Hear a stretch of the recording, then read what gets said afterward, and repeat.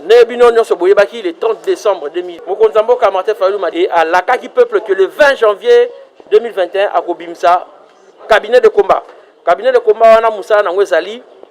Kosangana na peuple congolais ko bunda po tozana bitumba pour na ko récupérer bokonzi na biso. Bokonzi eza peuple congolais article 5 ya constitution na biso eza clair. Peuple congolais kaka mutape sa bokonzi. Mais to biso na so batu o basana bokonzi sikoyo bazui yango e pas peuple congolais te. Yango wana cabinet wana na leader nango président élu Martin Fayulu Madidi bako sangana na peuple congolais na 2021 oyo pour na to banda bitumba ya ko récupérer bokonzi et puis ya ko pesa na peuple congolais. Cabinet on est allé dans deux parties. Partie sectorielle et partie opérationnelle. Partie sectorielle est composée de 20 personnes de Balbaki Lelo. 20 personnes qui ont bombi bango, on a to boy, bako ba insécurité. Bako ma koluka bango et pour des raisons stratégiques, mais 20 personnes ont ça déjà. Ba pesi bino ba secteur au chaque mutu à kokonza.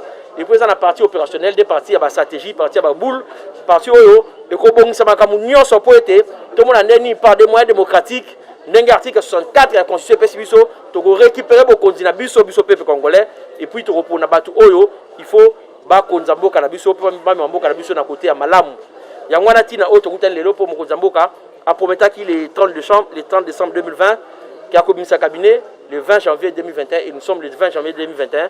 Cabinet bimi déjà donc lobby déjà le 21 Moussa le bandi ya na cadre cabinet wana oyo batu ya mibali na basi o bazana kati o balinga mboka o ba osangana na peuple congolais pona ko bunda pona ko mona lolenge na ni pouvoir ko zonga na mboka peuple congolais apona batu oyo ba ko konza mboka nayi famille FCC cache. Donc pour nous, étant donné que ça a été un piège, le président élu met un cabinet de combat en place.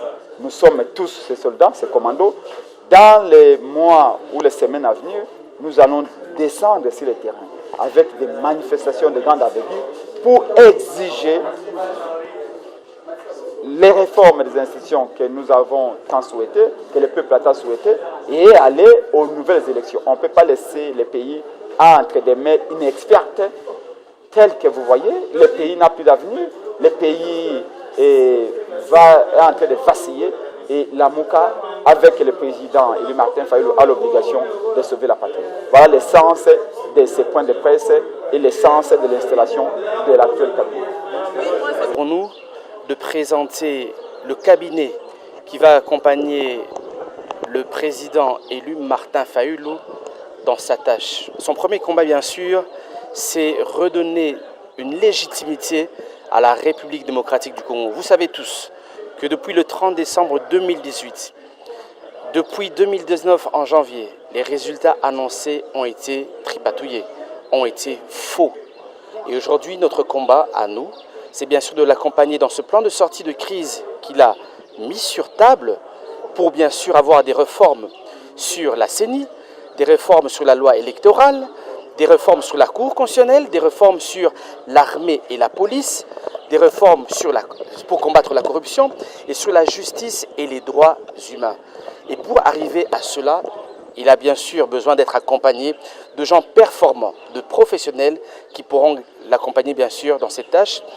Parce que nous avons un objectif précis, bien sûr, de nous battre pour avoir des élections anticipées en République démocratique.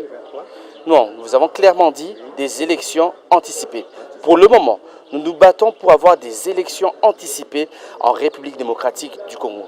Parce qu'il est anormal de laisser un peuple périr à ce niveau parce qu'il est aujourd'hui géré par des personnes irresponsables. Voilà un peu.